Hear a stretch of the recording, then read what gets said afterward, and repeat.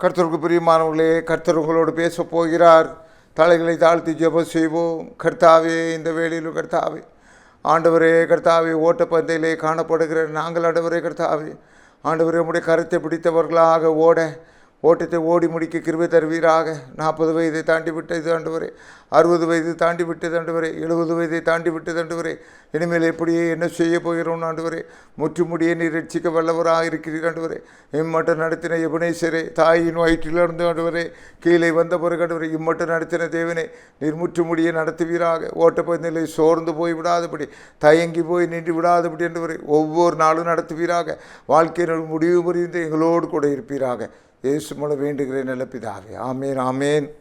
சங்கீதம் 137 4-5. கர்த்தரின் பாட்டை அந்நிய தேசத்தில் நாங்கள் பாடுவது எப்படி? எருசலேமே, நான் உன்னை மறந்தால் என் வலதுகை தன் தொழிலை மறப்பதாக. ஆக ஒரு உறுதிமொழி, ஒரு வைராக்கியத்தை இந்த வார்த்தைகளில் நாம் படிக்கிறோம். அதே மாதிரி கர்த்தருக்கு பிரியமானவர்களே, இந்த நாளிலும் ஓட்டப்பந்தயம். 1 கொரிந்தியர் 9 அதிகாரம் 24 இவ்விதமாக சொல்கிறது. அருமையானவர்களே, பந்தய சாலையில் ஓடுகிறவர்கள் எல்லாரும் ஓடுவார்கள், ஆகிலும் ஒருவனை பந்தயத்தை பெறுவான் என்று அறியீர்களா? நீங்கள் பெற்றுக்கொள்ளத்தக்கதாக ஓடுங்கள். எல்லாரும் ஓடிக்கொண்டிருக்கிறோம். 840 கோடி ஜனங்கள் ஓடிக்கொண்டிருக்கிறோம். இந்தியாவிலே 140 கோடி ஜனங்கள் ஓட்டப்பந்தயத்தில் ஓடிக்கொண்டிருக்கிறோம். ஒவ்வொருத்தரும் ஒவ்வொரு ஓட்டப்பந்தயத்திலும் ஓடிக்கொண்டு தான் இருக்கிறோம்.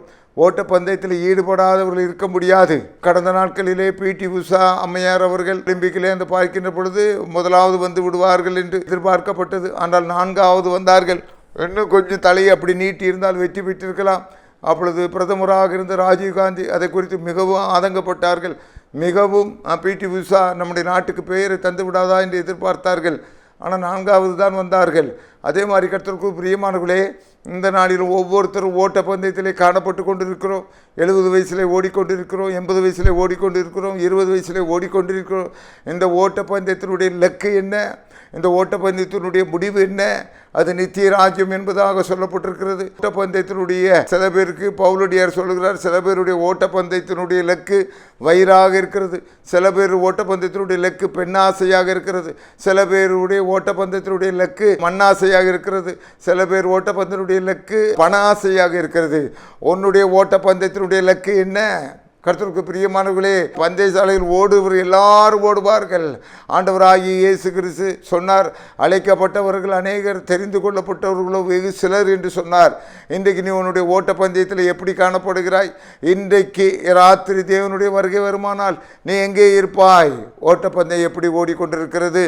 அப்போஸ்தலரை பார்க்கின்ற பொழுது கர்த்தருக்கு பிரியமானவர்களே, அப்போஸ்தலர் 19:26 பார்க்கின்ற பொழுது 4 பேர் அங்கே ஓட்டப்பந்தயத்திலே வந்தார்கள்.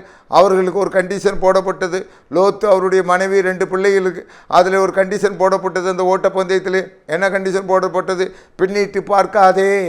அங்கே லோத்தினுடைய மனைவி பின்னிட்டு பார்த்தால் உப்புத்தூண் ஆகி போனார். கர்த்தருக்கு பிரியமானவர்களே, கேயாசிங்கிற ஒரு ஓட்டப்பந்தயத்திலே வந்தார். ஒரு ஊழியக்காரராக இருந்தார். அவரிடத்திலே சொல்லுகின்றார், அந்த நாகமான இடத்துல எதுவும் வாங்க வேண்டாம் என்று 2 ராஜாக்கள் 5 அங்கே எலிசா சொல்லுகின்றார். ஆனால் இவருக்கு சபலம் தட்டிவிட்டது, இந்த ஊழியக்காரருக்கு சபலம் தட்டிவிட்டது. ஓட்டப்பந்தயத்திலே ஓடி அவர் என்ன வாங்கி கொண்டார்? குஷ்டத்தை வாங்கி கொண்டார். கர்த்தருக்கு பிரியமானவர்களே, யூதாஸ் காரியத்தை என்கிறவர் ஓட்டப்பந்தயத்தில் இருந்தார். ஆண்டவரோடு கூட பயணித்தார். அவருக்கு இந்த பண ஆசை வந்தது, நாண்டு கொண்டு செத்து போனார். இந்த ஓட்டப்பந்தயத்திலே யோசேப்பு என்பவர் இருந்தார். அழகான வாலிபன், இச்சை அடக்கம் உள்ளவனாக இருந்தார். தன்னுடைய மனதை கட்டுப்படுத்தினான், இருதயத்தை கட்டுப்படுத்தினார், சரீரத்தை கட்டுப்படுத்தினார். எகிப்து தேசம் முழுவதுக்கும் அதிகாரியாக வந்தார். தானியேல் என்கிற வாலிபர் வந்தார். அவர் ஆண்டவராகிய நியாயப்பிரமாணத்துக்கு கட்டுப்பட்டார். யெகோவா தேவனை முன்னிறுத்தினார். சிங்கத்தில் தூக்கி போடப்பட்டார். ஆனால் அந்த ஓட்டப்பந்தயத்தில் அவர் வெற்றி பெற்றார். சிங்கம் அவரை ஒன்று செய்ய முடியவில்லை. இன்றைக்கு உன்னுடைய ஓட்டம் எப்படிப்பட்டதாக இருந்து கொண்டிருக்கிறது? பிப்ரவரி 12 அவங்க சொல்லுகிறார், ஆகையால் மேகம் போன்ற இத்தனை திரளான சாட்சிகள் நம்மை சூழ்ந்து கொண்டிருக்கிற பாரமான யாவற்றையும், நம்மை சுற்றி நெருங்கி நிற்கிற பாவத்தையும் தள்ளிவிட்டு விசுவாசத்தை துவக்குகிறவரும் முடிக்கிறவருமா இருக்கிற இயேசுவை நோக்கி நமக்கு நியமித்திருக்கிற ஓட்டத்தில் பொறுமையோடு ஓடக்கடவோம். பொறுமையோடு ஆண்டவருடைய தினசரி வேதத்தை வாசித்து, தினசரி ஆண்டவர் நமக்கு என்ன சொல்லுகிறாரோ, நமக்கு பக்தி விருத்திக்கான காரியங்கள் எது இருக்கிறதோ, பரிசுத்தமான நிலைமைக்கு எது இருக்கிறதோ, ஆண்டவர் நமக்கு என்ன போஷிப்பை கட்டளை இடுகிறாரோ அதில் பொறுமையோடு ஓடக்கடவோம் ஐயா. இந்த ஓட்ட பந்தயத்திலே ஓடிக்கொண்டிருக்கிற நாம் ஒருவரே வெற்றி பெறுவான். ஆண்டவர் ஒரு 20 பேர் ஓடிக்கொண்டிருக்கிறார்கள். அதில் ஒருவர் முதல், அடுத்த 2வது நிலை, 3வது நிலை. ஆனால் முதல் நிலை தான் இங்கே வர வேண்டும். இந்த விசுவாச ஓட்டத்திலே, நித்திய ராஜ்யத்துக்கான ஓட்டத்திலே நான் கொஞ்சம் தவறு செஞ்சு விட்டேன், கொஞ்சம் பாவம் செஞ்சு விட்டேன், கொஞ்ச நாளாக தடம் புரண்டு விட்டேன். நடக்கவே நடக்காது. இன்றைக்கு உன்னுடைய ஆத்மா எடுபடுமானால் உன்னுடைய ஓட்ட பந்தயம் எங்கே போய் நிற்க போகிறது? சிந்தனை பண்ணி 90 ஆண்டுகள் நீ வாழ்ந்து பரிசுத்தமனாக வாழ்ந்து 91வது ஆண்டிலே நீ உன்னுடைய பாதையை தடுமாறி போய் விடுமானால் ஓட்டப்பந்தயத்தில் வெற்றி பெற முடியாது. ஆகவே ஓட்டப்பந்தயத்தில் பெற்றுக்கொள்ளத்தக்கதாக ஓடுங்கள். ஆண்டவரை விட்டு பின்வாங்காதிருங்கள். கர்த்தருக்குள்ளாக வாழுங்கள். கர்த்தருக்குள்ளாக ஒரு ஜெயம் எடுக்கிற வாழ்க்கையை வாழுங்கள். தேவனே உம்மை ஸ்தோத்திரிக்கிறோம், துதிக்கிறோம் ஐயா. இந்த ஓட்டப்பந்தயத்தில் முட்கள் உண்டு கர்த்தாவே, வேதனைகள் உண்டு ஆண்டவரே, கஷ்டங்கள் உண்டு ஆண்டவரே. ஆனால் கர்த்தாவே எல்லாவற்றையும் தாண்டி ஆண்டவரே மிகப்பெரிய ஒரு பரிசு இருக்கிறதுயா. அதுதானையா நித்திய ராஜ்யம் ஆண்டவரே. இந்த உலகத்திலே 5 மாடி கட்டினாலும் ஆண்டவரே, முழுக்க தங்கத்திலே கட்டில் செய்து படுத்தாலும் ஆண்டவரே, கொண்டு போகிறதுக்கு ஒன்றுமில்லை கர்த்தாவே. கொண்டு போகிறதுக்கு ஒன்று தான் ஆண்டவரே, நித்திய ராஜ்யம்.